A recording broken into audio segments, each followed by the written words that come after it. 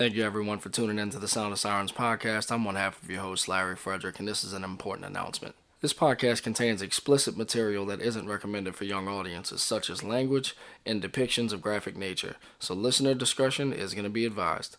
Keep in mind that the views and opinions of this podcast are that of the host and do not reflect the views of the guests, affiliates, or sponsors of the show in any way, shape, or form. Also, please remember that the individuals mentioned on this show, regardless of involvement, are to be considered innocent until proven guilty in court. Thank you for tuning in. Now let's start the show.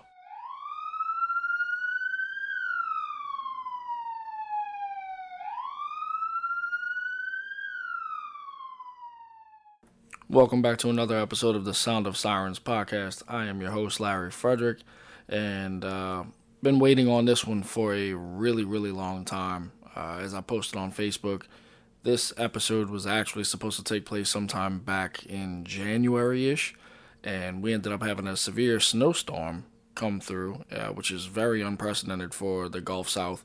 But thanks to an email from one of our listeners, I was able to reconnect with the interviewee, and it is going to take place tonight.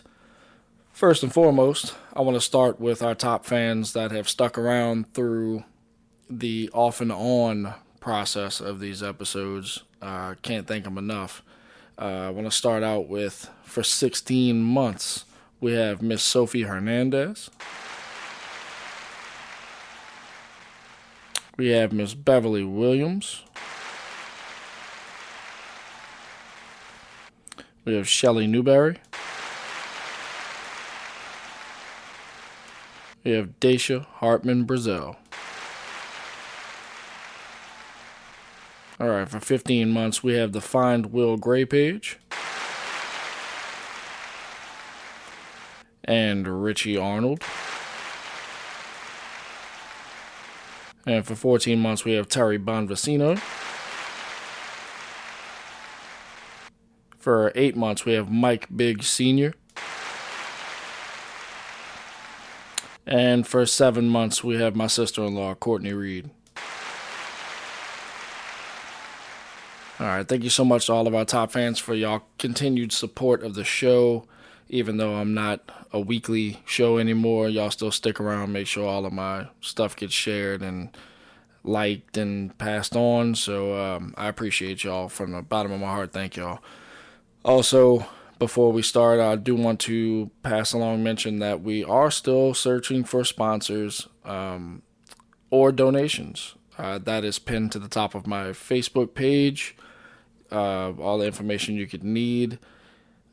I know it sounds funny asking for donations or a sponsorship when I'm only doing episodes every now and then, but if I did get a sponsorship or donation, I probably would put on a little bit more episodes more frequently because I would be able to afford to do so. Just to remind y'all, I do pay for this. I don't make money off of this. I don't profit from telling these stories. I'm just out here trying to help all of these families get answers. So keep that in mind. And if you would like to sponsor, whether it's a mom and pop shop, big corporation, anybody, we will take anyone who is interested in helping us. So just go to the Sound of Sirens Facebook page. It is pinned to the top of the page with all of the information that you can need. Let me know, and we will make sure to get back to you in a timely fashion. So tonight, our story is going to be about Miss Crystal McCrory Jones, who unfortunately passed away February 9th of 2023. She was 43 years old at the time of her death, and it was, at the time, listed as a self-inflicted gunshot wound, apparent suicide. Since then has changed. We don't know if the case is open. We don't know if the case is closed.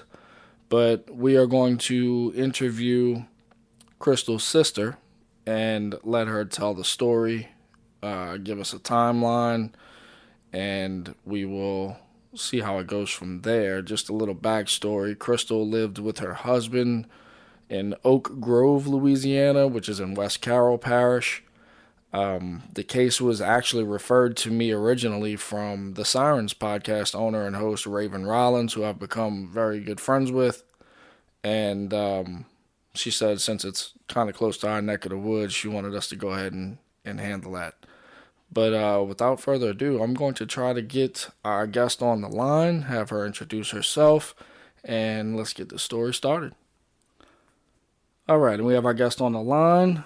Thank you for joining me first and foremost, and allowing us to cover this case. I know it's been a long time coming. It's been since January. But would you like to go ahead and introduce yourself and your affiliation to Crystal?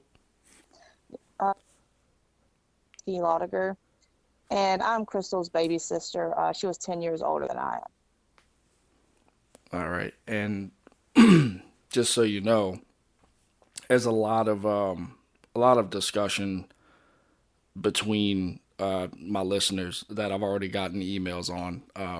I I know I didn't talk to you about it beforehand, but a lot of people are starting to lean in the direction that you and the family are leaning towards, in that basically this was a botched case from the very beginning. am. And we're going to go through the whole timeline of everything, but first question I want to ask you is, what is this case? Is it open? Is it closed? Is it undetermined? What are some things that the law enforcement's leading you to believe about this case as it stands today? So as it stands today, it was initially ruled a suicide, so it was closed. Then June 17th, 2024, we got a letter from the sheriff's attorney saying that the case remains open without a formal disposition. So in December of this past year, I did a FOIA request, just simply asking the status of Crystal's case, and the sheriff's reply was there is no status to her case.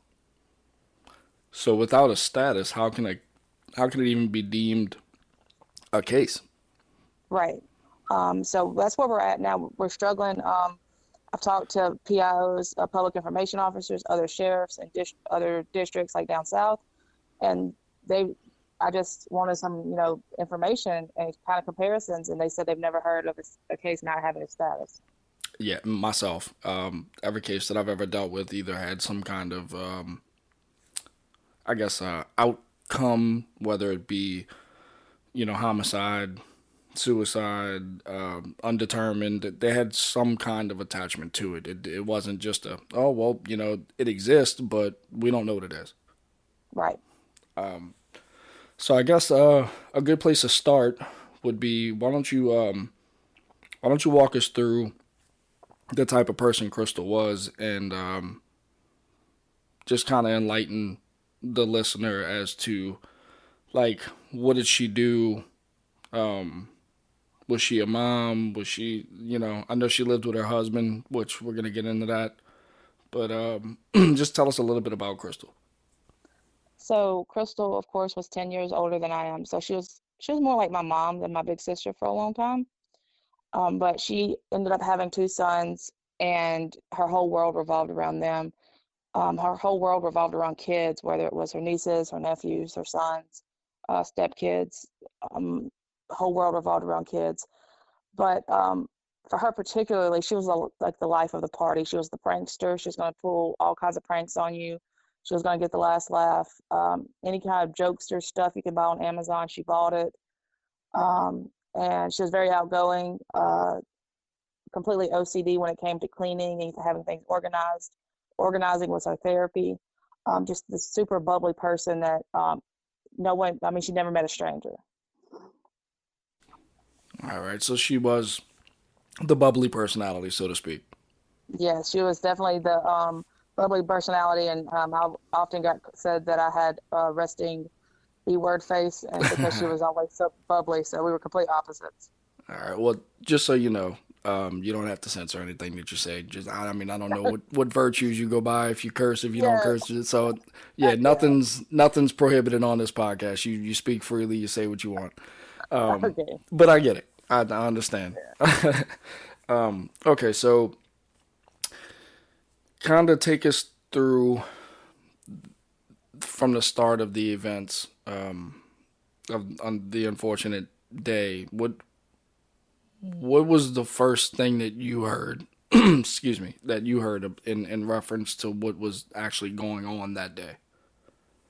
So it was on a Thursday at like 4:45 p.m. I'd just gotten off of work. I had just taken my shoes off, walked in the door. I had went to Walmart after I got off work, and I got a call from like a Mississippi number. I didn't recognize the number, so I didn't answer it. And immediately following that, I got a call from my oldest brother, who asked if I was sitting down, and I told him no, and I asked him what was wrong. And he kept telling me to sit down, and I kept arguing with him. And so eventually he told me that our sister, her husband had called him and told him that she had been found deceased with a self-inflicted gunshot wound to the head. Um, and I immediately stopped what I was doing, went and told my husband, like, just what I knew, that she was gone. And I was trying to be as quiet as I could because my daughters were 14 and 8 when it happened. And so I was quiet as I could, and I raced out of the house and I went to the crime scene. And on the way there, I called my brothers, both of them. I have a twin brother and I have an older brother. And I told them to stay where they were at because what I didn't want to happen, I didn't want my mom to get a phone call saying her daughter was gone. And if somebody called her and told her that, I needed them to be near my mom. So I told them to stay where they were at in the towns that they were in, and then I would go to the crime scene. And so I made it to the crime scene. I want to say a 26-minute drive took me about 14 minutes, passing through two Yeah, towns. it's to be expected. I mean, you Right, trying to get there as fast as you could. right. So okay, so you get the phone call, you race over there. In your head, I mean, what's going on in your mind? Do you immediately suspect that something's just not right, or are you at this point you just kind of gathering information as it comes and kind of formulating your own thoughts? Well, initially I was completely numb. I didn't know what to think. Was this just some sort of joke? Was it really Crystal in the house? Was it something that Tony was just, pulling our leg and just to get us over there? Um, until it was, they lived on the main highway until I got about a half a mile down from their house, and I saw the lights on the side of the road, and that's when I knew it was real. Um, and I didn't know what to expect. I didn't know what I was walking into. I didn't know who was there. The yard was full of people, but not necessarily workers, not cops, not morticians. Tony's family. Like I was walking into like mass chaos is what I was walking into. That's troubling that they allowed that many people on what would you would think it'd be a crime scene regardless of Right, the how it happened. right. So leading up to that day, had there been any signs of like depression, or she was struggling with anything that would lead you to believe that this, you can believe a little bit that it may be self-inflicted, or was it completely opposite where it's like this took everybody by surprise, this wasn't in her nature? I mean, what was kind of your thoughts on that? So we're super transparent about this because there's nothing to hide, absolutely nothing to hide in her case. 12 years prior to her death, she had a suicide attempt, with an overdose of some sort of medication, and she survived it. And then a couple of years later, 2013, same thing with me. We were both going through divorces and ugly situation, and we thought our kids would be better off without us. So we talked it out. We made this huge pact that, if things ever got that bad, we would walk away from whatever the situation was. We would walk away from it. And we had this long talk. But immediately before her death, she had just found out she was going to be a grandma, for the first time. Her oldest son, who lived in New York, he and his wife found out they were pregnant, so she was absolutely elated. She was sad though. She was sad because her youngest son had just graduated high school, joined the Naval Academy, and he was out of the house. I mean, she spent her whole entire life taking care of her kids, and then all of a sudden they're gone. I mean, I can't imagine that as a mom. My girls are 16 and 10, and I don't want to look forward to those days where they're not here anymore. So Right. she was definitely sad, but she wasn't depressed. And I think that's where people get things mixed up a little bit. They think that sadness and depression are the same thing. People can be sad and not be depressed. Right, absolutely, absolutely. And I mean, listen, as like you said, her motherly instinct was prominent in her. She was that outgoing, outspoken person that cared about kids and specifically her kids to the Right. utmost degree. So after a failed, I'll call it a failed suicide attempt, but Mhm. kind of an enlightening one. And then you go through the same thing, and y'all talk, and you make that pact. Usually, when you make a pact like that with a sibling or a friend or somebody that's been through the same thing, you'd almost never expect them to go through with whatever it would be to take their own lives, for lack of better words. So I guess in your head, you're thinking like, hey, we made this pact. I hope this isn't what it appears to be. Right. Um, And I will say this, and I don't know, I don't think I've ever said this on a podcast or out loud because I've never found it relevant until you asked that question. hmm, But about 4 months before she passed away, my sister attended a funeral of one of her friends. It wasn't suicide. It was she had gotten sick, and the little sister was having to throw the celebration of life for the big sister, or vice versa. And she texted me while she was at the funeral because it was in Texas. And she said, I couldn't imagine doing this. One of us, because she and I were closer than the brothers were, like she and I were inseparable. And she said, I couldn't imagine one of us having to do this for the other one. She said Annie, which was the little sister, she's like, she was beside herself. She was sad, having to throw the celebration of life for her big sister, because they were also inseparable.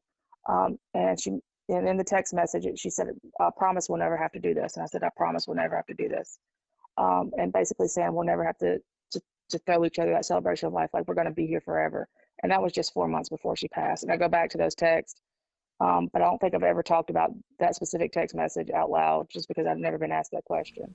well, I thank you for sharing that with me, and I mean it definitely shed some light on where her mind was at just Right. recent times right before that. So okay, so you have all this in your head, and you show up on scene. How were you greeted? Kind of walk me through the process of when you arrived on scene and what you were being told. What was the expressions from people that were there? Did you talk to her husband? I mean, kind of walk me through the steps and events that took place. Okay. So as soon as I pulled into the driveway, I'm greeted by her husband, who hugs me. I'm not a hugger, and I definitely didn't hug him. I have a complete bias against him even before this happened. He hugs me and he goes, Jana, it's a self-inflicted gunshot wound to the head. And I just look at him like, how do you know? Like, have you seen her? Like, well, what are we talking about here? So I don't say a word because I'm in shock. So I walk up to, they had some crime scene tape, like two little pieces, one blocking off the front, one blocking off the side. So part of me wanted to go under that tape. Part of me wanted to go in there to see, is my sister in here? But then the realistic part of me said, if you do that, you're going to screw everything up. If you do that, you're going to contaminate this crime scene. It's going to fall back on you. So I reluctantly stood there, but I was never greeted by any officers, any cops, any coroners. They all talked to her husband on a first name basis. They talked to his family on a first name basis. I was greeted by Tony's sister, who was telling me that my sister was so depressed that she had been sending her funny memes, throughout the last couple of weeks, and she wasn't responding LOL to them. She didn't find them funny, and like that was her reasoning for saying my sister was depressed because she wasn't responding back to funny memes. And so I'm just listening to these people talk about it being a suicide. Like they were adamant that it was a suicide. Right. Um, and I'm standing there, and a few moments later, I think I was there for a total of 34 minutes before they brought her body out. And in those 34 minutes, Tony looks at me and he goes, where do you want to have her funeral at? And I'm like, what? Like, they haven't brought her body out yet. I don't even know that this is real. That could not be my sister in there. He says, do you want to have it in Oak Grove or do you want to have it in Bastrop? Oak Grove is where they lived. Bastrop is where I'm from and where Crystal was from. And I kind of, snarkily, I was like, I'm gonna have a bad stroke. And so I wait a few moments later, and the coroner walks over to him, and he says, we still have to send her body off for an autopsy. And I'm like, what do you mean? And I'm thinking to myself, I don't say it out loud, but I think to myself, what do you mean you still have to send her body off for an autopsy? Was there ever a discussion where you weren't going to send it off for an autopsy? So I just listened.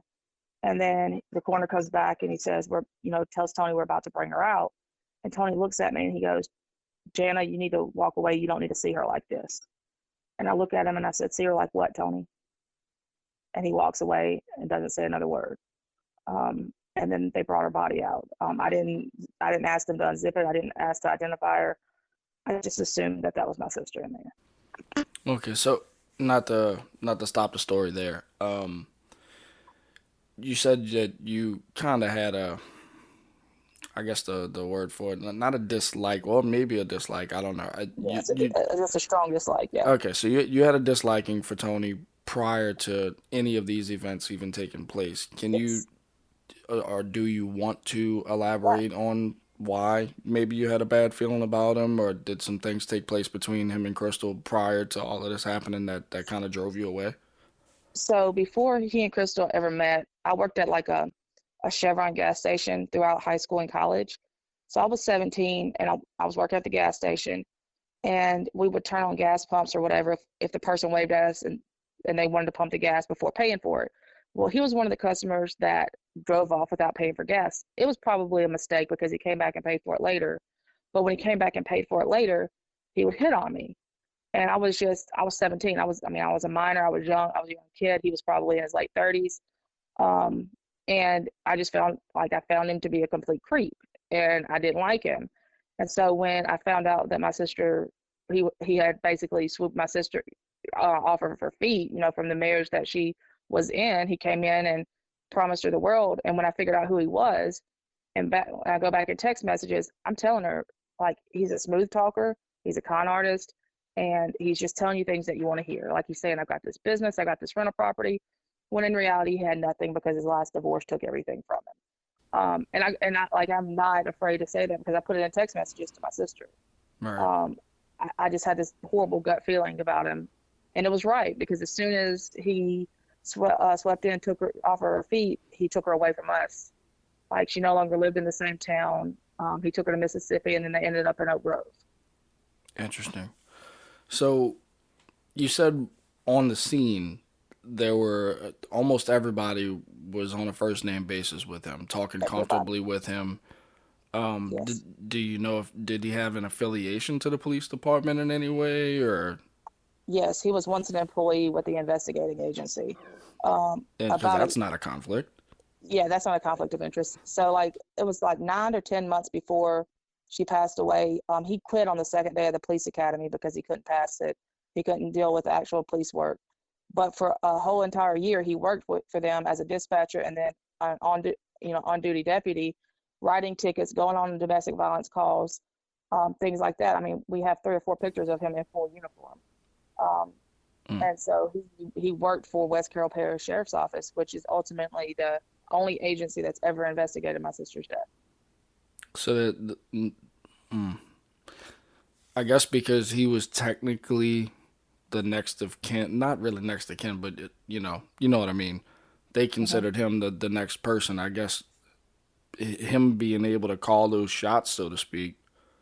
Because he was the husband, and in the state of Louisiana, your spouse has more legal say so than your mom, your dad, your Right. kids, So siblings. even if you would have petitioned for a non-biased, I guess, look on it from an outside agency, they Right, would still side on the air of caution with him.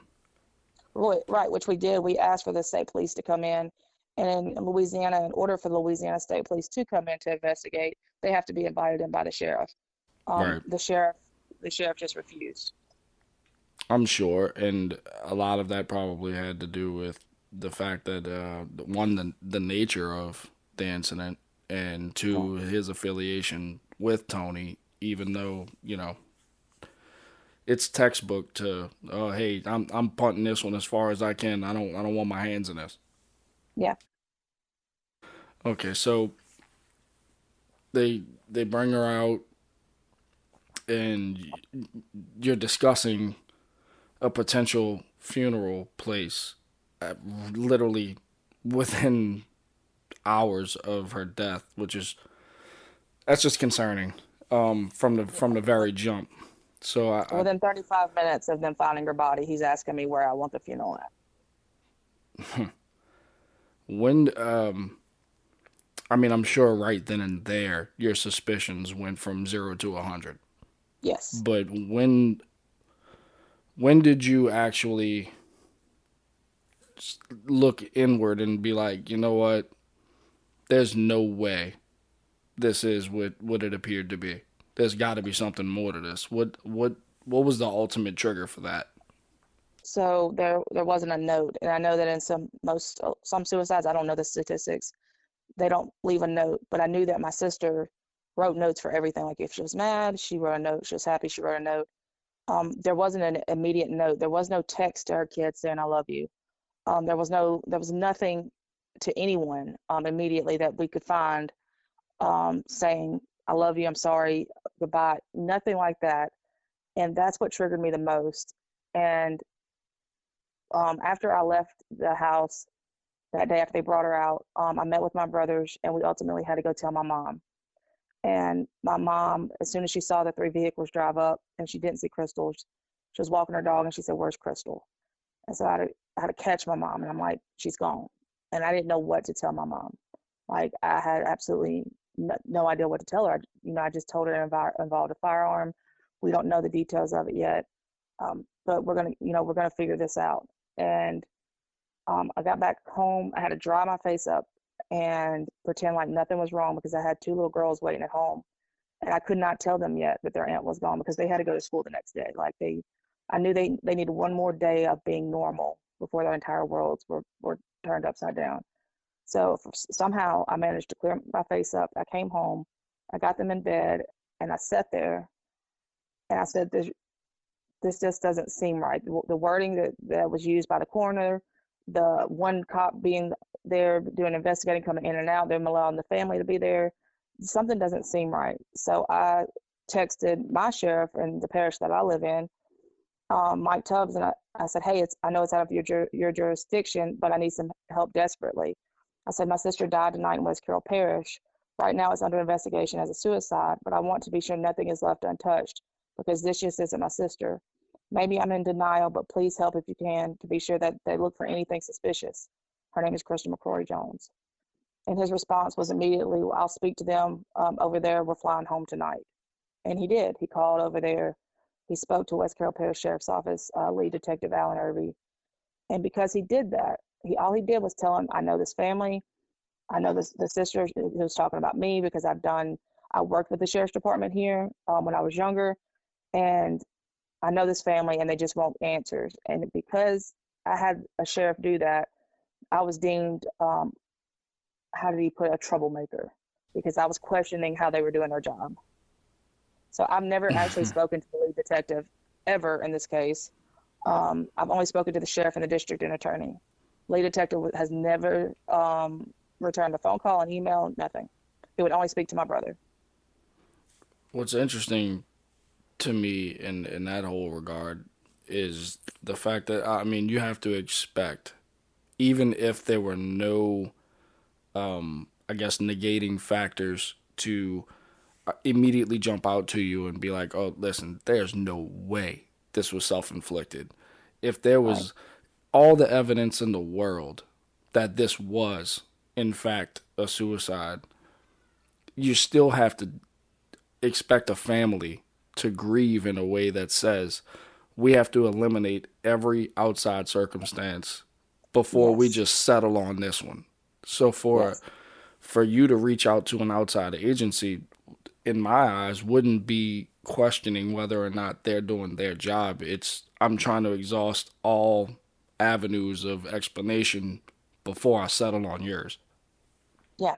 And that's all I wanted. I wanted somebody to explain to me how it happened. The why. Some people, I mean, in this instance, you couldn't, if it was self-inflicted, you couldn't explain the why. Only she could explain the why. She was there that day. Her husband was there that day and that night. They were the ones that could explain the why.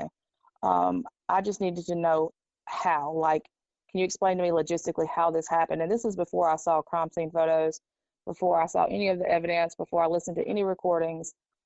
It was just a gut feeling because there was no note and because of how little interaction I had at the crime scene with law enforcement and how much interaction he had. I just knew that that's not how crime scenes operate. That's just not how they're supposed to do it. And you say that, and something stood out to me. I hope that I'll edit this out if you don't want me to say it, but you let me see the crime scene photos, and Mm-hmm. something that puzzled me and stuck with me since I saw it was the manner in which it was done. And I'm not gonna say it, and I'm gonna spare the listener the gruesome details because I wouldn't want anyone else to have to visually put that together. But using a pillow Right, and the bullet hole going through the pillow would right, indicate to me that you wanted to silence the shot. yes, because that's what you do with a pillow. Right. So, in most suicide cases that I've come across, when you have a predetermined outcome, regardless if it's I'm gonna cut my wrist, I'm going to overdose on pills. You have that predetermined outcome in your head. You're not gonna let anybody stop you. You're not gonna do it with the intention of crying out for help prior. It's already Right, made up. You know when, you know what time. I right. don't think that somebody who is going to take their life by shooting themselves would take the time to silence the shot because you don't care if someone hears or not at that point. No, you don't. And there's only two things that a pillow would do: silence the shot and stop blood spatter.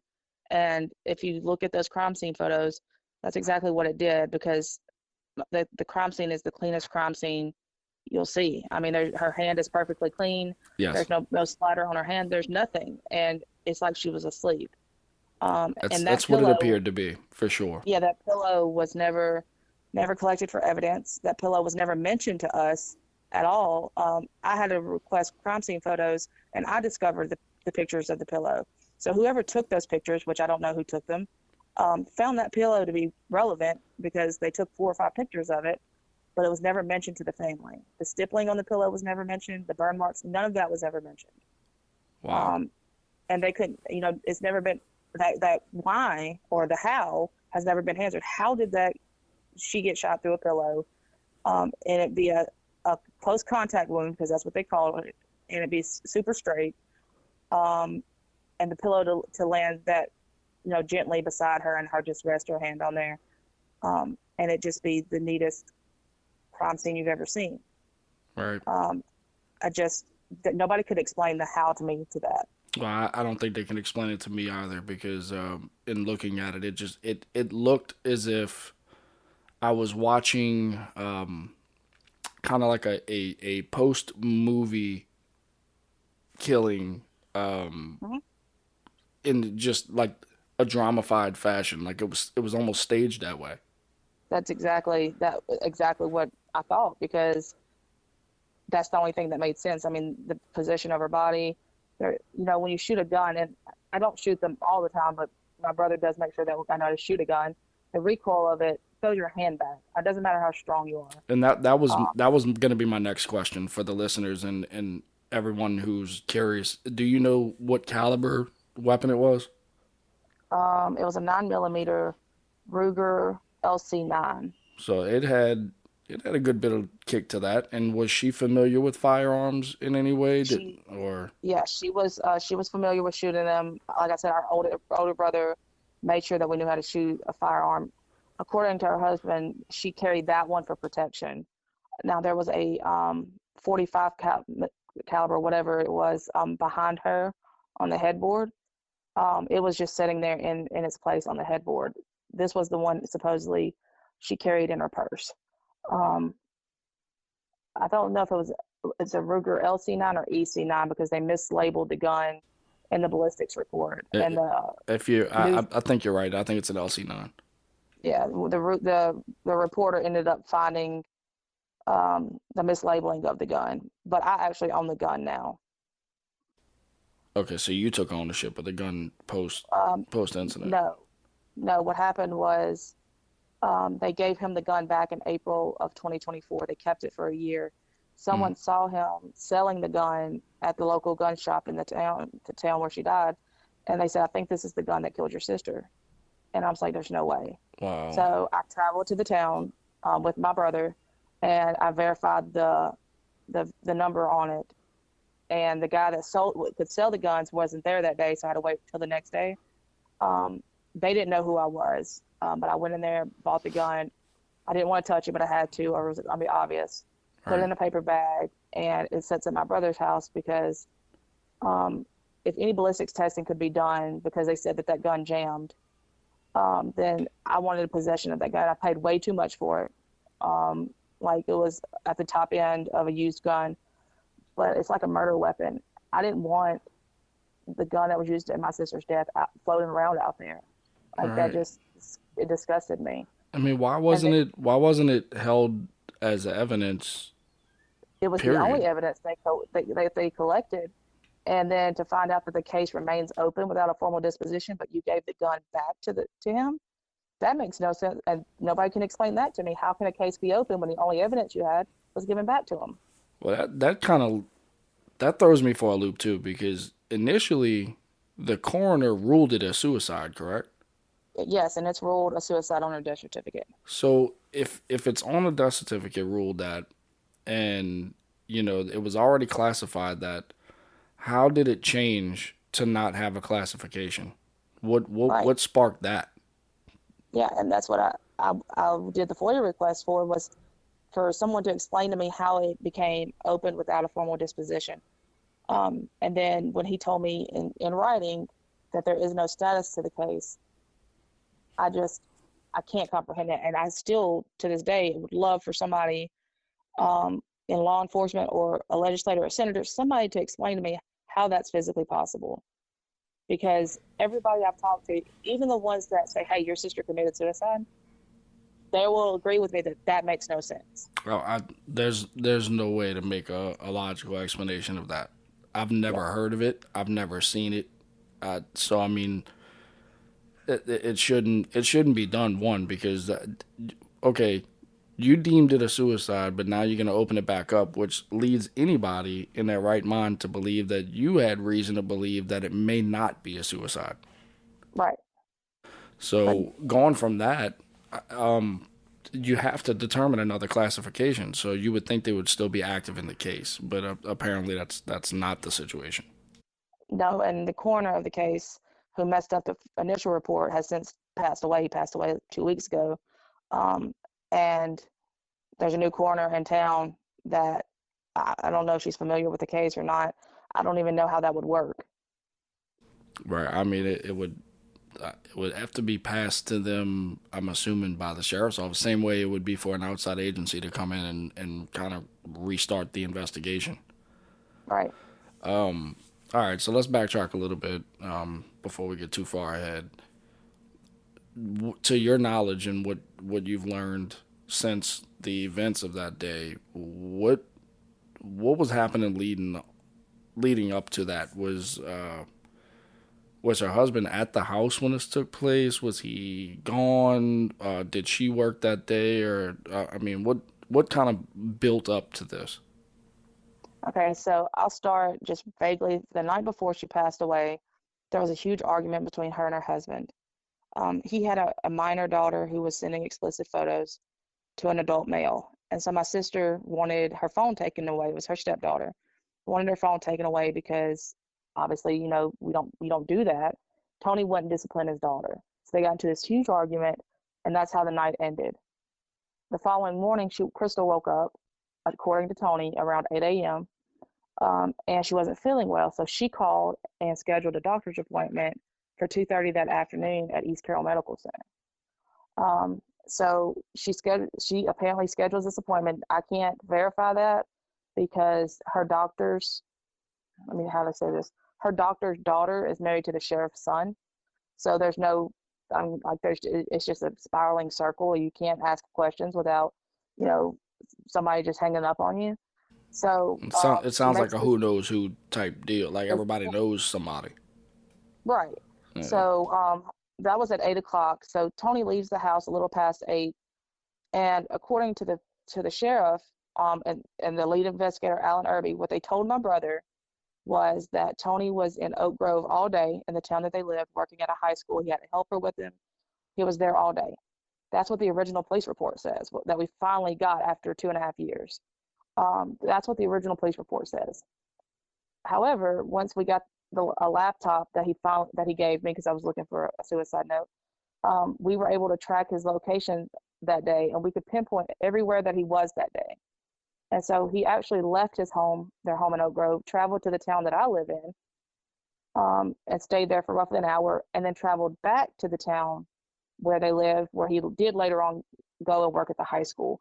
But he, not before making multiple stops. He even made a stop at the sheriff's office, and he passed right by their house at her exact time of death that was ruled by the West Carroll Parish coroner. Um, and his movements were right past their house. So in the second police report that was issued, which was the one that we were given in a public records request, they took every bit of information I gave them from Google timeline records and put it in the police report. Like, they gave any bit of information that I used basically against Tony to say, hey, your report is wrong. He wasn't, he wasn't at this location all day. Then they altered the police report to say every little thing that I gave them. And so that's what the second police report states. So you have all of those statements, and still he isn't even remotely suspected as having part in any of this. No, he's um he's not he's not suspected at all. The sheriff's exact words were, "It's not a crime to be an asshole." I can't control what went home behind closed doors if he was verbally abusive to your sister, which he was. I can't control that because it's not a crime to be an asshole. It is And he a just kept, crime to be domestic, though, domestic yeah, violence. I mean, and right. And so he just kept saying that over and over again. And my brother, in the recordings, you don't hear me say much because I know I'm the one recording. And so my brother, is just saying, we maybe you need a second set of eyes to look at this case. And the sheriff gets offended. He's like, "Well, do you think that my agency's not doing what they're supposed to do?" And my brother goes on to say, "I'm not discrediting you, but with Alan Irby, the lead detective, saying that, hey, I've known Tony Jones for 20 years. There's no way he's capable of doing this. That's a little bit of a conflict of interest." well, So yeah, that would be the I, same thing, and not to cut you off, but that would be the same thing as you saying, "Well, I've known my sister her whole life, and she's not capable of doing this." So, that's exactly it. I've known my sister for 33 years. She wouldn't do this. I mean that's the same principle. If your lead detective can say, "Hey, I've known this guy for over 20 years, and he's not capable of that," well, then we're gonna work off of the same principle as, "Hey, that's my sibling. You Yeah, think I would know if she was capable?" right. And that's what my brother was saying. And so unfortunately, my brother wasn't in detective mode. He was in grieving mode. So he didn't record anything this lead detective said. Um, so we don't have the recordings of that. But I mean, I know what was sent in text messages. I know what me and my brother talked about. And we can, we'll vouch for what he said, that, those few days after her death. And like I said, the lead detective would not talk to me. And maybe, I mean, good for him that he wouldn't talk to me because he'd be recorded too. We finally did get a recording of him later on. A criminologist got a recording of him that we'll probably talk about later. But yeah, that's where we were at. So, taking all of this into consideration, and his overwhelming affiliation to the lead investigator, um, what, if anything, was? I mean, I'm assuming Oak Grove is kind of tighter knit community, seeing as everybody knows everybody on a first name basis Oh type yes. deal. Um, what was the general consensus amongst people that you know? Were they kind of just going along with the determination, or? So this is what happened. Again, that's a really good question that doesn't often get asked. for the first year after her death, after Crystal's death, I remained silent. I didn't post. I had this in memory of Crystal McCrory Jones Facebook page where I would post pictures of us and memories and things like that. I created it for in memory of her. And for an entire year, while we hired private detectives, we hired lawyers, we hired everybody we could think of, I remained silent because I didn't know within that 1 year mark what we could do. Could we do a wrongful death suit? Could we do a civil case? And I didn't want to screw up any kind of legal proceedings that could possibly be held. It was right before the 1 year anniversary when the lawyers that we hired, which were something called the Fair Fight Initiative out of New Orleans, when they told me that they were not filing anything, that they were not going to file a civil wrongful death, they weren't going to file anything. And I asked them, I said, then what, excuse my language, what the hell did I hire you for? And what are my next steps? Because apparently you're not going to go after the sheriff. So what do I do? And his response to me was to make as much noise publicly as you can, because that's the only way you're going to get any attention is to make as much noise as you can publicly. And Yes. so that day, I took that Facebook group and I switched it from in memory of to justice for. And so for one whole year, people just assumed my sister committed suicide. They went with Tony's story of, well, her sister's crazy. They were estranged. They hadn't seen each other for 10 years. Like, he told people that. And then when I started posting pictures of the documents, posting pictures of Crystal with my kids, like, my child was 8 years old when it happened. Mm-hmm. But how were we distant from 10 years when she was in the room when I gave birth? Oh, so they were accusing you of being estranged from Crystal. From her for 10 years. Interesting. So I hadn't talked to her in 10 years. So once I started posting pictures and I let people in from Oak Grove into that group, people were like, wait a minute, how is she estranged from her sister? These pictures are like from like the last 6 months. And so people's ideas started changing from, okay, maybe this isn't a suicide.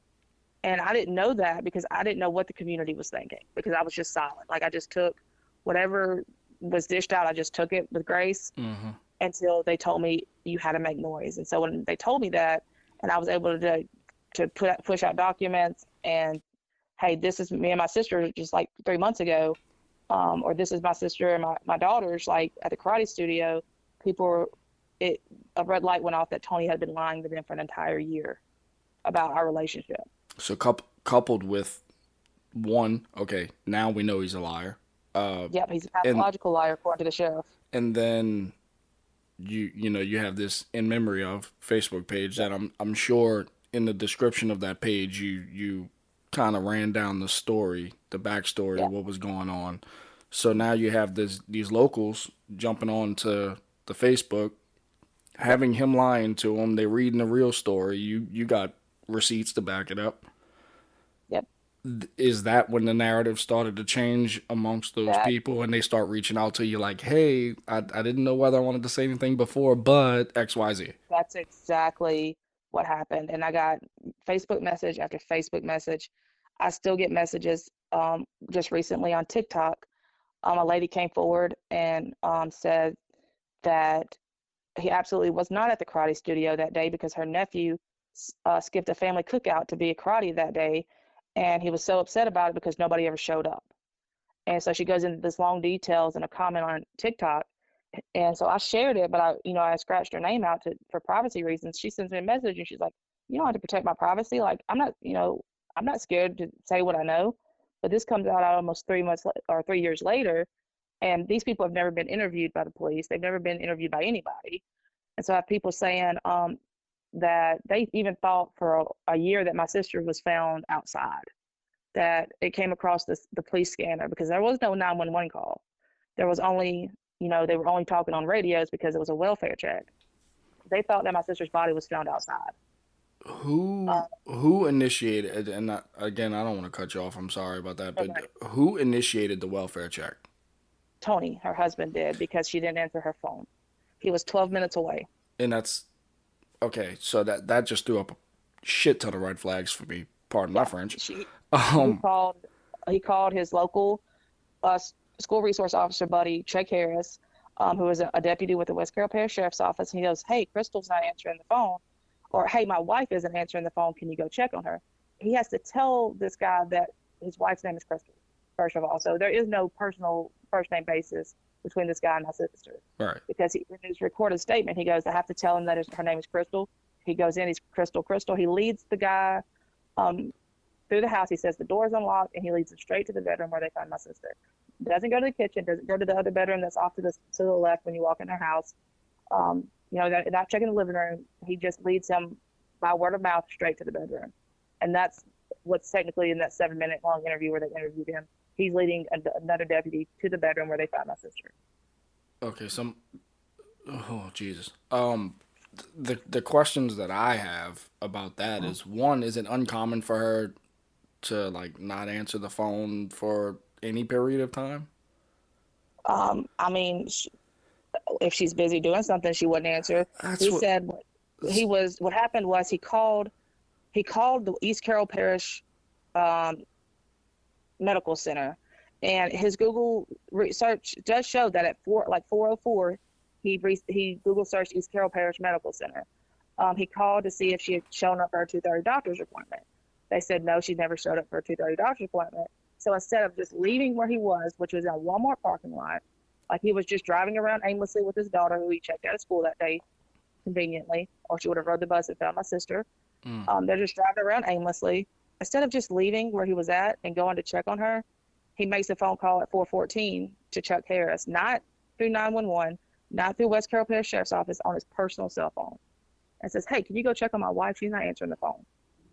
Okay, so that was the context that I was looking for, was the fact that, okay, that was the trigger. She missed her appointment and then wasn't answering the phone. I thought maybe, if she just wasn't answering her phone and that immediately threw up a red flag to him, then that's kind of suspicious in itself. Well, he said that she hadn't answered the phone all day. He said he'd been trying to contact her all day and she hadn't answered the phone. And you waited till 4 something? And you waited till 4 o'clock, right, to check on her. When you passed by their house at 11, you talked to her at 10:26. You said for 15 to 20 minutes. I mean, if that was the last call I had with my wife, I promise you I would know the exact minute that it was. But he says 15 to 20 minutes. So that's at 10:26. So 20 minutes would be 10:46. And then her time of death is 11 a.m. And then by 11:16, he's at the West Carroll Parish Sheriff's Department for 15 to 16 minutes. And nobody could ever answer that question. Why did you drive to the West Carroll Parish Sheriff's Office? Especially if she had already not been answering the phone. Yeah. Wouldn't you want to do a welfare check then? Oh, man. Or just stop yourself. Yeah, just go home. If you're not working at that time, just go home. And the thing is, he works for himself. He's a handyman. He finished the job at Forest High School at 2:35 that afternoon because I did a FOIA request for the work ticket. And it seems to me like he intentionally, and listen, for all my listeners out there, y'all know me by now. I don't like to make it seem as though I'm implicating someone or throwing shade or blame at anyone, but you got to call a spade when it's given to you. And this one just screams negligent homicide at least to me. And you know what? I brought that up to the district attorney, not to get too far ahead, but I brought that up to the district attorney. I was like, what if he was on the phone and he heard a shot? Maybe they got to an argument about the argument the night before. He was on the phone with her. He heard a shot. He raced to West Carroll Parish Sheriff's Department, didn't know what to do. They told him, whatever they told him to do, I don't know what they told him to do. And she looks at me in my face in a legally recorded interview and says, that's still not a crime. Common sense would tell you your brother-in-law knew what he was going home to that day. That's why he had Chuck Harris go do a welfare check. And that's why he distanced himself as much as he did, because he didn't want to be the initial when it happened person to be around. Exactly. And she told me common sense would tell you he knew what he was going home to that day. And that's not a crime. And that was the only thing I said to her, because throughout this whole meeting with the district attorney, I don't say a word. The only thing I say is I want my brother to leave out of the room after he and her have some words back and forth, because I don't want him to see crime scene photos. And that's essentially what we were there for. And so I made him leave out of the room because I didn't want any other family member to have to see those. And I look at crime scene photos, and he comes back in and they discuss whatever they're discussing. And then at the end of the meeting, she goes, well, clearly I'm not going to be able to help you guys. Jana, is there anything else you'd like to ask? And that's when I said, can you simply spell her name right? First of all, everything's spelled wrong. And then I brought up that scenario, and that's what she told me. So, all right, we'll step forward in the timeline now. Um, since that day, and clearly, all the interviews that's taken place immediately after, and you get the autopsy back, and they classify it as suicide and everything like that. Is he communicating with you? Meaning, her husband is he communicating with you at all in this process, whether it be cordial, non-cordial, anything? Is his story consistent? I mean, what's taking place in the immediate time right after that? Okay, so right after she passes away, my oldest brother, begs me to be cordial to Tony because my brother is not convinced. He's numb. He doesn't know what's going on. He doesn't know what's happening. But like, I don't know if it's just a bond between sisters, but like, I knew, but I didn't want to force my beliefs on my brother. I wanted him to see it for himself. So he's like, just be cordial to him, be nice to him. So I sent Tony this really long text message, laying out how much I loved my sister. Like her demons won. I'm sorry for you, Tony. Her demons won. My sister taught me how to do this, this, and this. These were our favorite foods. This is what we did growing up. And at the end of the message, I said, I just need to know that my sister knew that she was loved. I need to know that someone that morning or at 10:30, whenever you talked to her, that she knew she was loved. Someone told her that they loved her. And his response was like this one very brief, I told her I loved her that morning. So did my daughter. We all grieved differently. And that was that. Like this was like a massive text message. And it was basically What me trying to appease him. we all grieve differently. That We would all grieved differently. insinuate as though you were accusing him of not grieving properly. Right. Yeah, exactly. Which And nothing that's that you said I heard would insinuate that he was even grieving in the first place. It was just right. you needed confirmation to know that she at least felt the love from somewhere. Yeah, right. And that's when we had that message. And then at the funeral, I didn't say anything to him. I didn't look at him. I didn't talk to him or anything until like I turn around because there's no graveside memorial or whatever because she was being cremated. I turn around and everybody's gone. My husband had left because he had to get back to my kids because I didn't allow them to come. I turn around, everybody's gone. It's just me and Tony there. And Tony hands me all of the thank you cards, all of the little cards that go on the flowers. He hands me all of these things, the sign-in book, guest sign-in book. I can have all of it. He wants none of it, which was weird because he wouldn't even allow me in our house to get a dress for her or a T-shirt for her or anything. So he hands me these things, and 2 days later, we had come up with my sister did not have life insurance, even though he tried to claim it. She did not have life insurance, so we came up with a GoFundMe to raise money to have her services paid for because we wanted a viewing. Mm. And he became so irate that I would not give him the money from this GoFundMe because we used it for flowers, we used it for a dress because he had already packed all of her things up. Like we couldn't even get a dress out of her closet. Everything was packed up.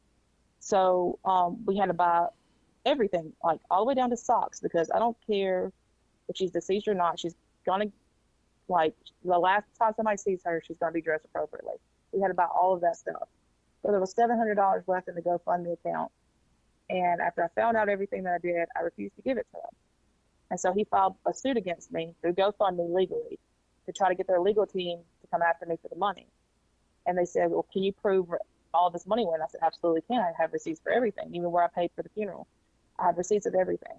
I said, there's $700 left in here. I'll do one of two things. I'll send it to her oldest son in New York, or I'll go buy a headstone with it. Either one of those, but he will not get this money. I refuse to give it to him. So GoFundMe sided with me completely, told me to go buy a headstone and to close out the account. And because he didn't get any money from GoFundMe, he withheld her ashes from us. So we have a headstone where we could bury ashes under the headstone, but the headstone sits in my backyard because he withheld the ashes. And legally, there's nothing I can do about it. One, I'm really sorry to hear that. Ooh, that hit me in my chest hard. I, I'm just so he got rid of or bagged and stored all of her personal effects without letting you Everything. get anything. We didn't get anything out of the house whatsoever. He allowed my sister-in-law to get a jewelry box after he pilfered through and got all the real jewelry out because it was just some costume jewelry. That was it. Um, then there was the big controversy about his Google searches where he Googled, when is an appropriate time to date after the death of a spouse. Jesus On Christ. February, that was February 13th, so 4 days after she died. So February 14th, which was his first Valentine's Day without her, 5 days after she passed, we hadn't even had her services yet. His Facebook status, his public Facebook status says, first day or first night back at home, not as bad as I thought it was going to be. Hashtag long road ahead. And It seems to me that by bagging or packing up all of our personal effects, giving you the sign in book and all the thank you cards and all, he was almost trying to like erase her existence from his everyday life. yeah, and he was allowed to burn everything, the bed, the pillow, every bit of evidence, everything that you would have a cleaner go in and clean. He was allowed to burn on the burning pile in their backyard. Now, I do know that you are responsible for the cleanup ultimately, a lot of the times in those kind of situations. So I mean that's not so uncommon, but everything else you would just think not even a week you're googling, oh, when's an appropriate time to date. That would insinuate to me that you were either already talking to someone. He was on every dating website that there was, um, logged in, active. Like when I got that laptop, my sister could see everything I could see. She could see. Like she was seeing all of these dating websites. She was seeing all the passwords to it. Um, I mean, I didn't have to log into his Google account because that would have been criminal.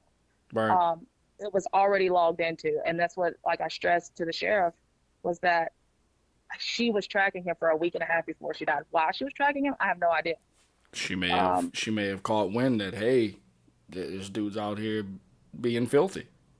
yeah, and he already had a past history that we talk about later on that she could have got wind of with underage girls.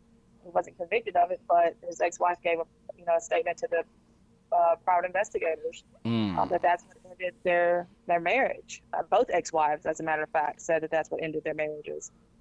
Um, and my sister could have gotten wind of any of that. The responding officer for the welfare check that found my sister was convicted in 1994 of having a relationship with an underage girl, and his punishment was go from a Louisiana state trooper to a school resource officer. That was Wow. his punishment. Okay, so you're And gonna so put him in a position to be around more underage yes, underage yeah, girls. yeah. Oh So wow. that like we could talk about that because there's a whole conviction. Like I have the whole case file for that. Right. And a witness statement from the girl's mom. The girl later became a drug addict, and I don't even know if she's still alive because of that. What happened to her when she was younger. Right. And And this is the guy that's finding my sister. so, did you and Crystal have any kind of talks prior to all of this happening about the potential of herself and Tony separating, or was it a No, thought? because this is the way Crystal was. Crystal was always one that wanted to show a picture perfect life. Like she wanted everybody to see the good in everybody. She didn't want us to see any of the bad in Tony.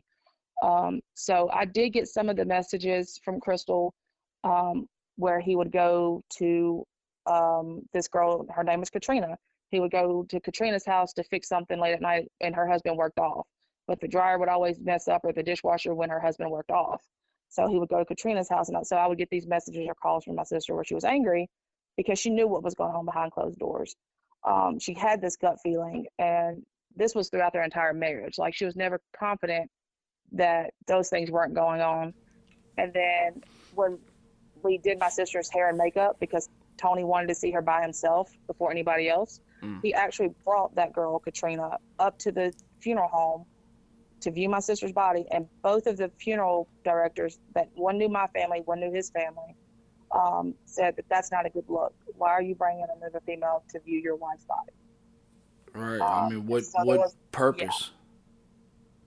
So there was some dispute of that back and forth, basically, and all of it's in a Facebook, like public Facebook. I took screenshots of it, and I made sure I was very cautious about what I wrote, because they even accused me of grand larceny for not giving him the GoFundMe money. I mean, it got pretty in depth. Oh, that's what he tried to sue you for? Well, that's what they were saying. Me not giving him the money from the GoFundMe was grand larceny. Yeah. Nah.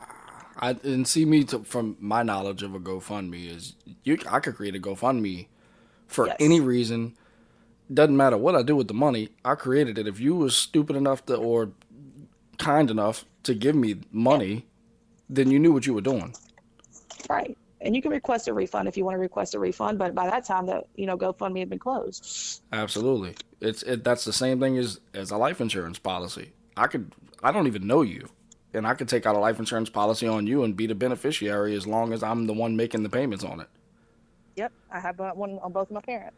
It's completely legal. There's nothing anybody could say or do to change that. So I mean, I think he was fighting a losing battle anyway, but that's neither here or there. He was, but his whole world revolved around money, and that's what I wanted the sheriff to understand. Was like someone that asked me the other day, and it was a public information officer out of Rapides Parish, and he goes, "What would be the motive?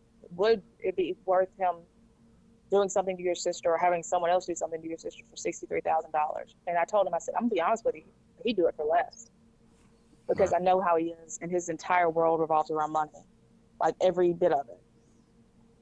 Maybe he was going along with her facade that everything was picture perfect, when in reality, Yes. he's like, oh well, I can move on to something else that would benefit me more in the long run, and the only way to do that is to get rid of my current situation. I mean, that's all the motive you would need. Especially if you were under the impression you were getting $63,000. Yeah. I mean, that doesn't sound like a lot of money, Well, it's my but salary when in a you're year. right, like I'm a teacher, that's a lot of money to me. He's a handyman. That's a lot of money. Right. I mean, I'm a fire chief, and I make that is what I make in a year. Yeah. So I mean, I mean, it's life-saving money. yeah, definitely. It's the average working man's money. You know. Um. All right. So let's jump ahead a little bit. What is Let's move on to some key points. What Yes. is some of the imperative things that we really need to get out there just for context? We have to get out there that her time of death, on the coroner's report, the original coroner's report was typed in as 10:35 a.m. And then the coroner took a black Sharpie, crossed it out, and put 5:05 p.m. And then later on the official death certificate, it has her time of death listed as 11 a.m. Because that time of death is so important, because that was the time that Tony was passing by their house. I can't get a pin right there on the house at that time, but like that's the time he was passing by the house. That's the time he drove to the sheriff's department a few minutes later. And I questioned the coroner before he passed away. Why did you change that time of death? Why did you change it from 10:35 a.m. to 5:05 p.m.? And he left me a voicemail that said something to the effect of he had a death prior that day, and he simply didn't change it. He just decided to cross it out and handwrite 5:05 p.m. Yeah, because that's legal. Because that's legal, not. And then 5:05 p.m. can't make sense, because when you look at the crime scene photos, the times on the different clocks on the iPhones read like 4:48, 4:53, Right. 4:59. Like there are It's times before 5:05. it's post Yeah. welfare check. Yes. Like what are you talking about? Like, is this the time you actually physically saw her? Because that's two different things from the time of death and the time you physically saw her. That just told me that the police are in there taking pictures of the crime scene before the coroner can even get in there and declare her dead. Yeah, that don't add up. Yeah. So we're dealing with very sketchy things from the police, as far as even their maneuverability throughout the entire investigation. you got a coroner who thinks it's okay to just basically white out something and mark over it. Yeah. And I mean, everything is just red flag after red flag so far. And But then he ends up going to jail for strangling his wife. oh, that's So juicy. How long yeah, after? this was it's October, so June, July of this year. He strangled his wife in a video. Like, his wife obviously had enough because this has happened before. She holds the phone up and she says something to him about money, the coroner. And he says, "That's my effing money. I spend it the way I want to." And he walks up and he starts strangling her. You can hear it. You can see it in the video. So he goes, they pick him up. He goes to jail. His trial is pushed off to whenever. I think they got him for a misdemeanor domestic abuse battery. Um, he bonds out a couple of days later. He moves to Crossett, Arkansas. They're separated, and then he dies. Wow. Like, yeah, that's basically what happened. And so I'm not going to get any more answers out of him because he's okay with putting his hands on women. Oh yeah, clearly. Wow. So if that's not another conflict right there, Right. I mean, even if he wouldn't have passed, how do you even have faith in him to render a good decision if he's so So willing to that, do that's just exactly what what I you're said. expecting? Wow. And so you're not getting cooperation from the sheriff's office. You're not getting cooperation from Tony himself. You're not getting cooperation from basically anyone. I mean, how to this point have you been getting the information that you're getting and working towards getting a solution to this? I mean, and I know that's skipping over damn near the whole timeline, but just But out of that, curiosity, how have so you been doing your thing? what happened was I I ended up working at an alternative school, and in behind my desk at the alternative school for one semester was a fax machine. And so I couldn't at the time. I didn't have email tracking. Now I do. I couldn't get them to answer, like the sheriff's department, to answer my emails or phone calls or text or whatever. But then I just did some googling and I realized, hey, you can do your own public records request for free, and you can fax them because everybody still has a fax number, and it gives you the red receipt where it's confirmed it went through, and it's illegal if they don't respond to it. So I did FOIA requests for every single thing individually. First, the police report, the original, which I didn't get from them. I got the redacted one. Then the crime scene photos, and then the coroner's report, and then the autopsy photos, and the autopsy reports. I did FOIA requests for every single thing individually, one at a time, until I got the entire case file. And that's when I hired the attorneys because they didn't have to do anything. I just needed them for a signature. Like, I need you to sign off. I need you to write a letter to the district attorneys, to the attorney general's office, whoever, state police, like listing out these discrepancies.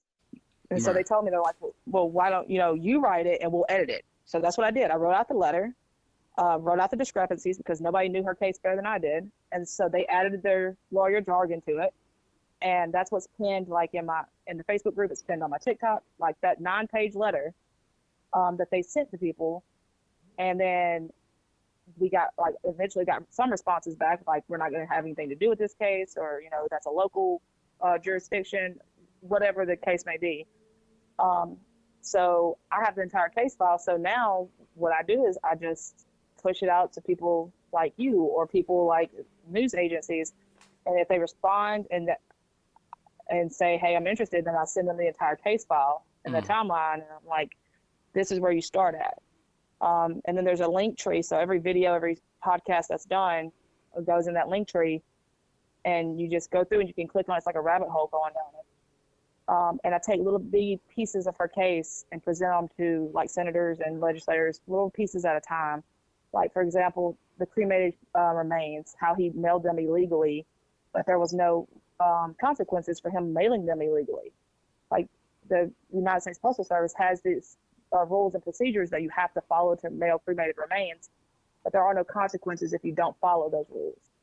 So that's how I Hmm. got Representative Adrian Fisher and Senator Royce Duplessis to pass House Concurrent Resolution 60 through the state of Louisiana that urges Congress to take on, that there be penalties for people who don't follow the rules and procedures for mailing cremated human remains. So that's where we're at with that. We need it picked up at the federal level, and that's where Cassidy and Kennedy and all of them can step in, and we can hold him accountable for illegally mailing her remains across 7 states in an old beat up box with no proper packaging tape that says cremated remains, no documentation of even if this is cremated remains, like her name, the documentation you would put in there. He completely left it out. So who did he mail them to? He mailed 1/8 of her ashes of an old beat up box to her son in New York. And her son in New York had to go out in the snow because it was buried under snow by the mailbox to find his mother's ashes. Oh my God. And he was devastated because like that's somebody's family member. Like that is the last piece that they have of her. All right. And my nephew had to like beg him and say, hey, when are you going to mail my mom's ashes? Because that was the whole argument. Well, nobody else can get me, but the 2 sons can.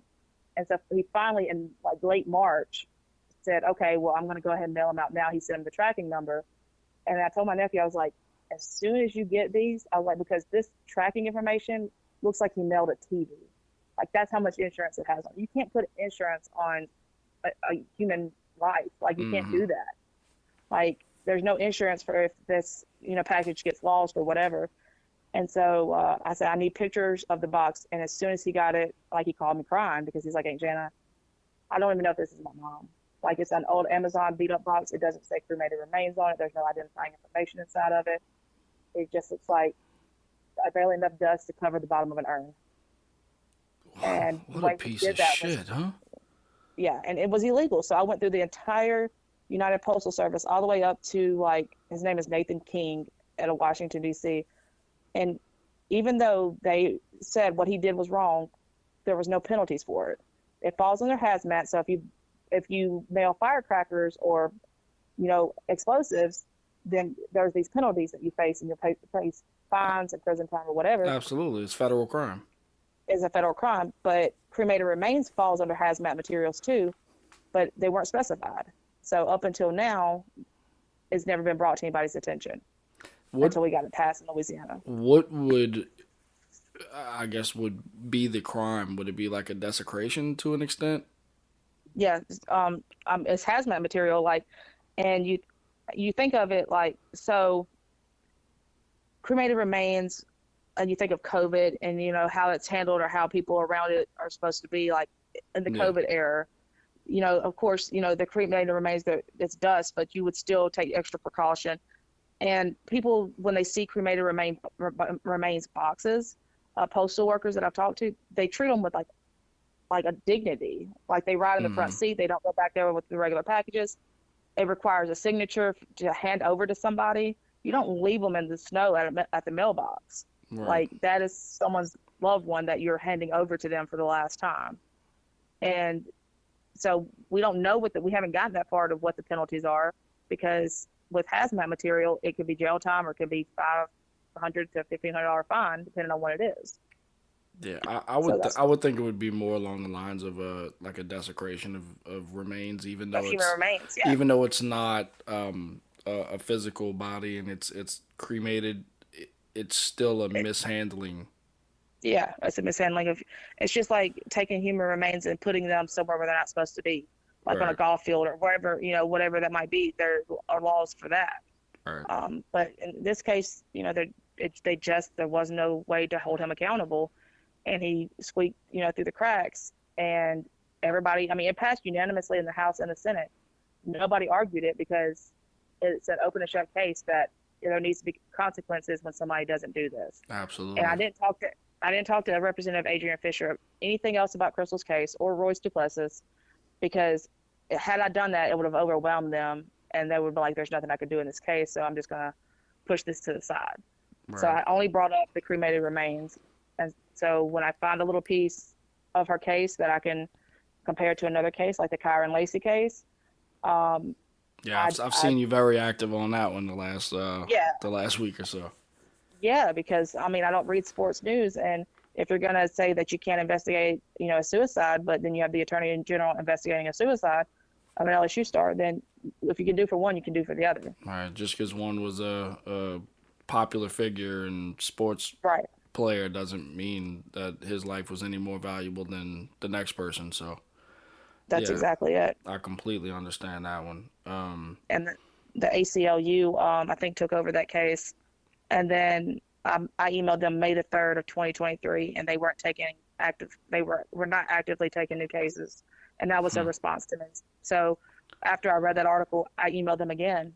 I just replied to my email, and I'm like, here's some comparison here. If you took, that his case, what makes my sister's case not you're not able to take her case? And I've got email tracking. It's been read like 17 times, but still no response. Because they don't know what to tell you. They don't know what to tell me, right? That's terrible. So has there been any advocacy groups or anything like that trying to back you or help you get anything accomplished, or is it just you still working basically on your own with legal representation? So I actually don't have any legal representation anymore because those lawyers were done after the 1 year mark. I'm just going to be transparent. Like I paid them $10,000 and they were supposed to stay to the end of the case to get justice or whatever.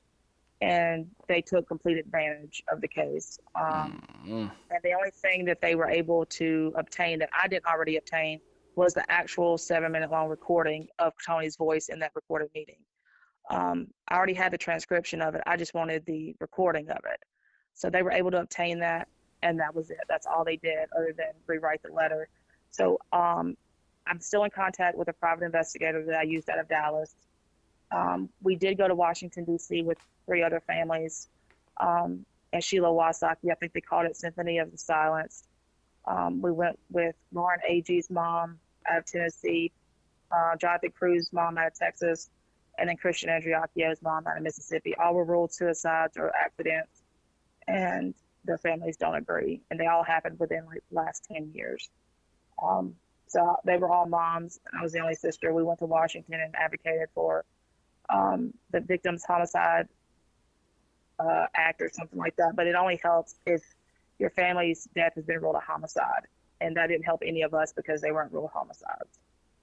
Hmm. So now, essentially, it's just me getting an urge when I have an extra 10 or 15 minutes at night and I can't sleep, go through and find different news agencies that have emails and copying and pasting the same message without giving them so much information that it becomes overwhelming, but giving them enough to what they say, hey, I want to Google this name. And essentially that's all I want them to do is when you Google Crystal's name, her obituary doesn't pop up. A KNOE story pops up Mm-hmm. of her case. And that was my ultimate goal is I was tired of seeing her obituary pop up. I wanted pictures of her to pop up. And so when you Google Crystal's name or you Google my name, then those pictures pop up. And that's what I wanted. And I know that sounds kind of silly or No, petty, I but get it. I get it. you scroll down, you're going to see her obituary, but it's going to be on like the 7th or 8th page of Google. Right. And if the first thing you're seeing is an obituary, that stops the hope there because that gives the impression that everything was determined. Right. This is what happened. It's done. There's no more insight into it. But if you get in pictures and this is the story behind it, and you know that there's somebody out there actively working on the case, then it gives other people motivation to look more into it. Right. And see, that's what I've tried to do with every case that I've handled so far, which a lot of them, unfortunately, are missing persons cases. I deal a lot of missing persons or like unsolved deaths. Don't really know what happened, and I Right. try not to refer to the victim in past tense. I always Yeah. try to do it in present. That way, it gives a little bit of hope. Unfortunately, with this situation, we do have somebody who is deceased, but of the most suspicious degree that I don't understand how the one they couldn't put together a single motive. Two, I mean, what would be her motive to go through with that? Right. And it just everything about this investigation is screaming red flag to me, and we've Right. just scratched the surface of this story. Yeah. We could So probably do 100 episodes on just her case. probably, and yeah, my team just told me we got about 15, 20 minutes left. So if if we want to, Tell them drink another cup of coffee. right, let's jump Just kidding. to the next topic. Where do you think that the story should go from here? I think the last thing that we talked about was the immediately following situation. Like you started the Facebook and you started to get stories from people. So what is the next most important thing you want to talk about? Um, so I want people to know and make sure that they know about, we've talked about it already before, but the conflicts of interest. This isn't just, me being in denial saying, oh, my sister didn't commit suicide and I don't believe that she did. I'm not saying that. Like, is there a possibility my sister lost to her demons, that she probably faced her whole adult life? Absolutely, there's that possibility. And I'm not in denial for it. But if somebody can show me, sit down and prove to me ballistically, this is how this happened, this is where this shot went, this is how this landed here, um, then they can give me the only closure I can have, because nothing's going to bring her back. But I haven't found anybody that can sit down with me and explain to me every error that was made and why it was made. Um, and then ultimately, at the end of the day, I've come to the conclusion that nobody's perfect. Like, not a sheriff, not a teacher, not a mom, not a dad. Everybody's going to make mistakes. And I've posted this in the Facebook group. I posted it on TikTok. If that sheriff and that lead investigator, if Sheriff Scott Matthews and lead detective Alan Irby were to come forward and say, you know what, we botched this investigation, we should have done gunshot residue testing, we should have done this, we should have done that, or whatever, I'm sorry, then there's really not much more I could ask for, because what I'm not going to get is answers because of what wasn't done. But if they could put their ego aside and say, I'm sorry, and allow the state police to come in and investigate the little bit of evidence that's left, then that's all I could ask for. And if they step forward and say, hey, your sister did this, I can't argue with them, because that's all I asked for from the very beginning. Right. It almost seems though that it was a predetermined disposition by the coroner, and the work that wasn't done was as a result of a preconceived judgment that, hey, yes, she did it, let's move on. Yeah, without a doubt. I think that the due diligence by the police wasn't done, and it did Crystal a disservice. Yeah. Even if the outcome would have proven, hey, yeah, unfortunately, she did succumb to her demons, and she took her own life. Right. At least had you followed your process and did your due diligence, we'd have that example. We would know. All right, yeah, without a shadow of a doubt, this is the only way it could have happened. Right. But because they didn't take away the reasonable doubt within you, there's nothing that they can provide now, I think, that would reverse your feeling toward it. No. And I'm going to be honest with you, for a while there, because my local sheriff that I was really close with, I would call him and I would ask for advice. And he finally told me, he said, Jana, you got to let it go. And I was angry. Like, I was angry at him. I was angry at every cop that there was, because like, these people I idolized, because that was my first career choice. Mine too. Law enforcement. Like, I was going to be, like, I did some time in the juvenile justice system in my internship. I was going to be a cop. Like, I was going to change lives. I was going to do this. And then life happened and I had my daughter. Mm-hmm. And so I was like, I'm not going to work swing shifts or whatever. But I idolized these people. And now to see these people are, they're not somebody to idolize. I hated them. Like, I was livid. And then it took a little while, and then I was like, not all cops are bad. I have to back off. And it took me talking to the lead detective from the Attorney General's office. When I called him, trying to get help from the Attorney General's office, I'm like, look, I'm not just a complaining person, a constituent that didn't get her way. I have a sheriff recording and a district attorney recorded lying about evidence in the case. I need to talk to somebody. So I got through the gatekeepers, got to the lead detective down there, and he said, I'm going to tell you right now, I'm sorry, sweetie, there's not a damn thing I can do to help you. And I thanked him. I'm like, thanks for not wasting my time. Like, for me not having to spill my guts for 2 hours, tell you what happened.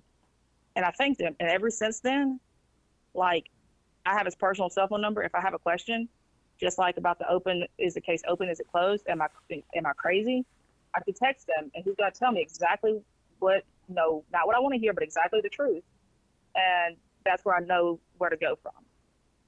But he couldn't, as a professional, he couldn't help me, but he actually became a friend. Right. And I tell him, I'm like, when I'm down south or you're up north, and he did tell me, he's like, there's not enough THC gummies and fishing to make me want to come to West Carroll Parish.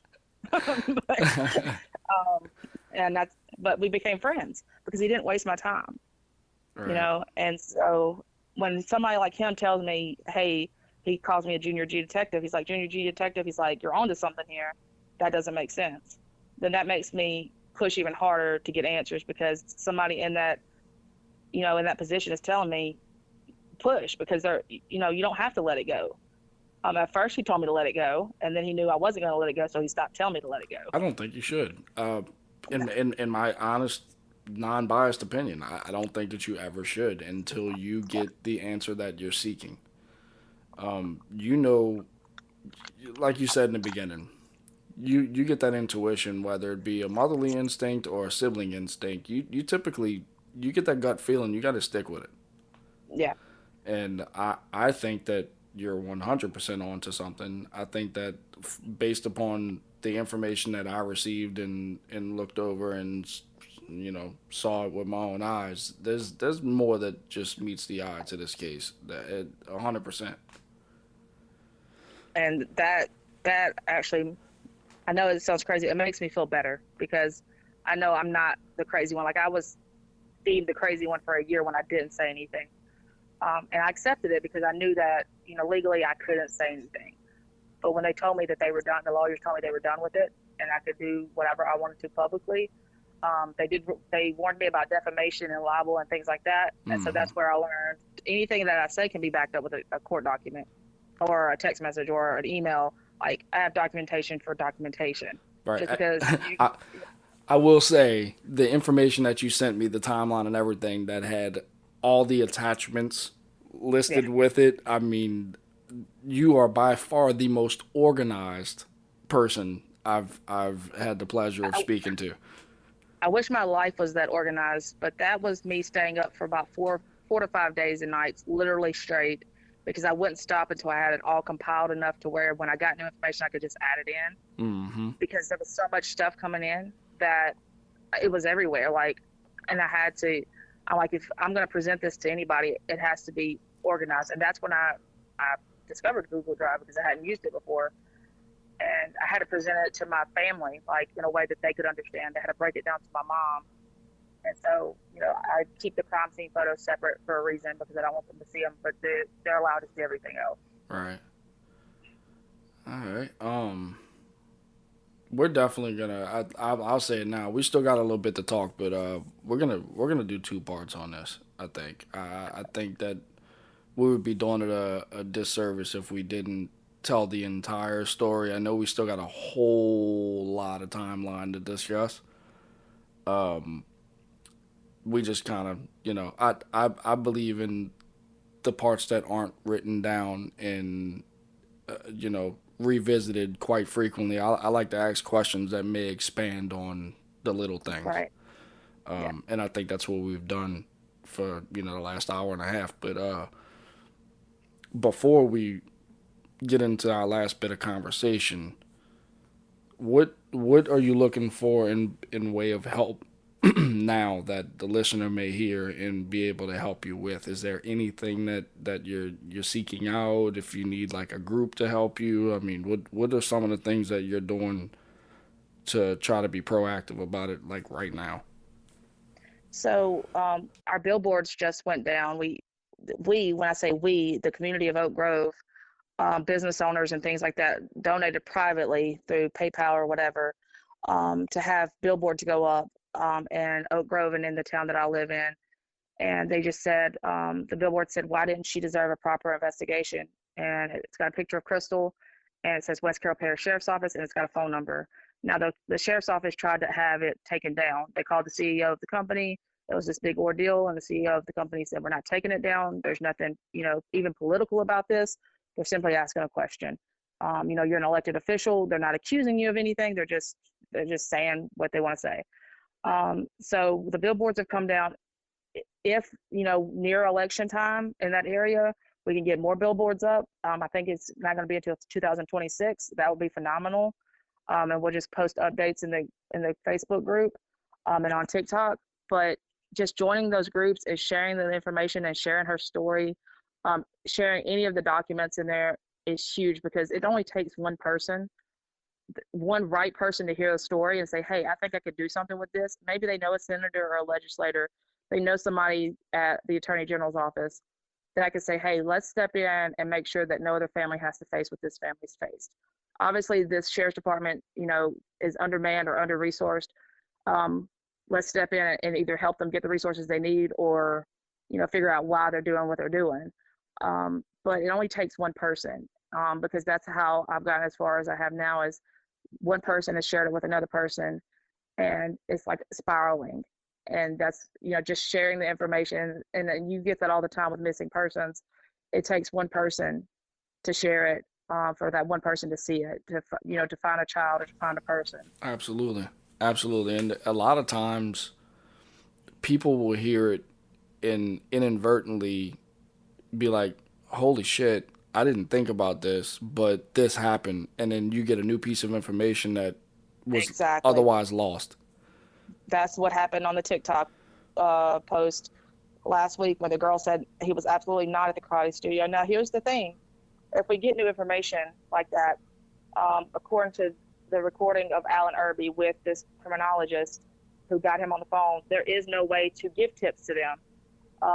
There's no email address to email. There's no phone number to call. There's no website to go to give tips on my sister's case. And that was in a recorded, maybe, like he said, they have a Facebook page. You can leave tips on their public Facebook page. Interesting. So, on their Facebook page, not the Facebook page that you've set up for right. Crystal. No, on West Carroll Parish's Facebook page. So you can send them a message and give a tip, but there's no email address, there's no phone number, there's no hotline, nothing like that. For any case, apparently. So would you want people to send tips via your Facebook page that you have set up for Crystal, and you relay that information to the sheriff's office? Yeah, that would be perfect, because then I would know that whatever they're saying is being transferred over to the sheriff's department, because the sheriff's department could say that they didn't get it. I mean, they could say anything. At least I know, or they could just relay it to both. If they're going to submit it to my Facebook page and the sheriff's department's Facebook page, just so they'll have a record to say, hey, I reported this to two different people. Right. And I'll make this public plea right now. If you don't feel comfortable going straight to Jana or the sheriff's office, you can always email us, sirenspodcastofficial@gmail.com. I'll relay any information that you want to give to all concerned parties, and we'll go about it that way. But if you know something, please reach out to someone and let your voice be heard, let your story be heard, because that's the only way we're gonna get justice in this case. Right. So we got about 5 minutes left. Is there anything you want to discuss for 5 minutes before we go ahead and wrap up and plan for a second episode, or? I think we're good. I think that's a good landing spot. Just to know, I just want people to know that I held a grudge for a couple of years, and just recently, in the past 6 months, I've come to the conclusion that I can't hold grudges, because all that does is hurt me. It doesn't hurt the person I'm holding the grudge against. That's a good way of living and looking at it. I can admire that. Yeah. So people are human. They make mistakes, but I need people to own up to their mistakes. And if my sister was suffering, and you left her with loaded firearms, and she was that clinically depressed, you're liable for that. You left her there. You left her with loaded handguns. So I want people to know that I know a little bit. I always know a little bit more than what I say. There's always something in the background that I haven't brought out yet, because it's not the right time. So I don't want people to mistake silence for weakness. Absolutely. And you don't want to discuss everything that you know, because then the story may be tainted several different ways by the time it makes it to the appropriate party. Right. So, yeah, I definitely commend that, and I commend all of the work that you've done thus far to try to gain all of the information that you can get about your sister. And like you said, it just takes one. It takes one person with the right connections and the right information to really drive that story home and get some eyes on it. And I think you've done a great job of doing that so far. So Thank you. I definitely commend you on that. Thank you for letting me share the story, and I definitely look forward to the part two, and we'll arrange that after this recording stops. But one more time for the people who are going to hear this tomorrow and want to join in the efforts, what is the name of the Facebook page for Crystal? The Facebook page is Justice for Crystal McCrory Jones. Same thing with TikTok, and the same thing with Instagram. Instagram isn't quite as active, neither is Twitter or X, but the TikTok page and the Justice for Crystal McCrory Jones Facebook page, super active. There's at least 3 posts a day. Sometimes it's a memory, sometimes it's new evidence, sometimes it's old evidence, and sometimes it's a podcast, like this one, that needs to be heard. All right, so y'all heard it there. Join all of these pages. If you know anything, reach out. If you don't know anything, but you feel, compelled to share the story and get it out to as many people as you can, it is much appreciated by not only myself, but I know from you and everybody associated to Crystal to try to get some Absolutely. justice for this story. We're going to go ahead and wrap up there. I appreciate everybody for tuning in to this episode of The Sound of Sirens. Jana, if you would, just hold on the line real quick, and we'll come up with another date for episode number 2. Sounds good. Thank All you. right. Thank y'all. Y'all have a good night.